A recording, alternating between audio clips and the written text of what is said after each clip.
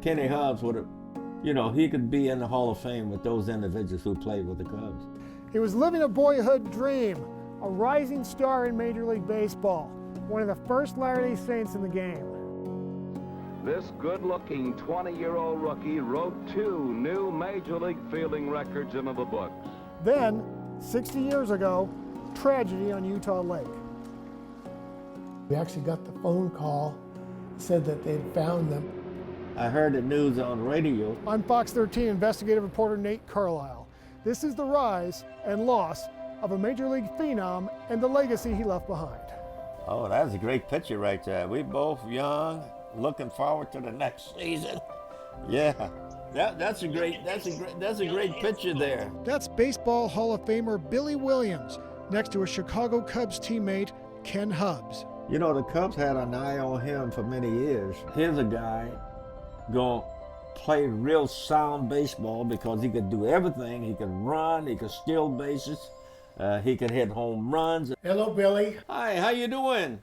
I remember in 2002 when we came for the Ken Hubbs night in Wrigley Field, you were awfully kind to our family. We love Kenny. Ken Hubbs was born in 1941, the second of 5 boys for a family in Colton, California. He was really a good brother.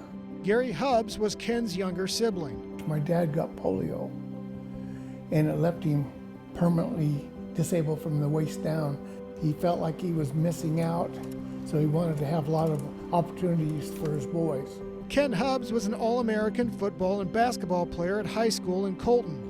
Notre Dame really wanted him as a quarterback. But Ken Hubbs wanted to be a pro, and baseball was offering. So all the scouts from the major leagues were at our home the night after his graduation.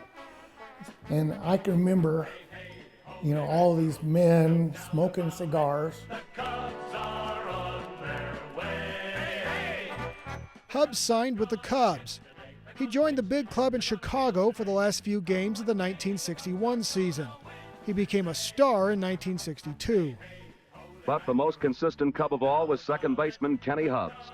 In 78 games, Hubbs handled 418 consecutive chances without an error. At second base, Hubbs set fielding records. The Chicago Cubs are on their way. And I saw my brother tagging out Willie Mays at second base in Chicago. He won National League Rookie of the Year and was the first rookie to win a Gold Glove Award, given to the best fielder at each position. He was a great ball player, most of all a great person. Hubbs became friends with third baseman and future Cubs broadcaster Ron Santo. Santo's mighty swing produces a dribbler Robinson cannot come up with. It's a hit. He said that Kenny was always trying to convert him to Mormonism. He didn't take a drink at the time, he didn't smoke, and I think he tried to convince everybody not to do it. According to multiple accounts, Hubbs arrived in the big leagues afraid of flying. He decided to conquer it by learning to fly himself.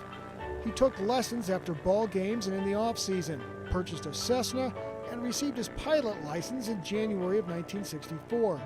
Days later, Hubbs decided to visit Utah. He had a very good friend. His name was Dennis Doyle. He was really a fun guy. He got married.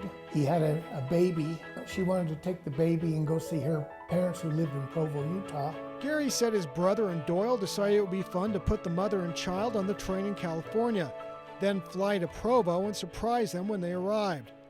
After the surprise, Hubbs and Doyle were ready to fly back to California on the morning of February 13th, 1964. The day that they were missing, when they didn't show up, my dad called and he instigated a thorough air and ground search. Newspaper accounts say that while the weather immediately around the Provo airport was clear, there was snow and clouds on the horizon. I'm in Alabama, and of course we're just getting ready to go to spring training. And I heard it on radio. We don't know what happened in the cockpit, but 2 days after Hubbs and Doyle went missing, searchers found their plane and their remains, crashed onto the south end of a frozen Utah lake, about 3 miles from the airport. These Salt Lake Tribune photos show sheriff's staff and Civil Air Patrol trying to recover the wreckage in the ice. Doyle was 23 years old. Hubbs was 22. Everybody, had planned for him, being our second baseman for many, many years. All the pallbearers were members of the Chicago Cubs. I'm quite confident that he would have been, in the Baseball Hall of Fame. My name is Ken Hubbs, and this is his game uniform and hat, a Little League ball from the 1954 World Series, Little League World Series, one of the many home runs he had. My dad was his older brother, and after Kenny passed away, I was born a few years later. The namesake is active with the Ken Hubbs Foundation. It recognizes Southern California high school athletes. A baseball diamond in Colton and the local Little League itself are named for Hubbs, too. Let's sing loud enough that my brother will hear us in heaven. Then there was that night in 2002 when the younger Ken Hubbs got to throw out the first pitch at a Cubs game, and the family got to lead the crowd in singing the seventh inning stretch. And there may be one more chapter in the Hubbs story. One morning I was scrolling through Facebook and came across a story on Fox Sports. Marshall Moore is Vice President of Operations and Marketing at Utah Film Studios. He's co-written a screenplay about Hubbs. I wanted to know everything about Ken, and part of that involved his baseball cards, a talent that seemed to come natural, and he made other people feel good.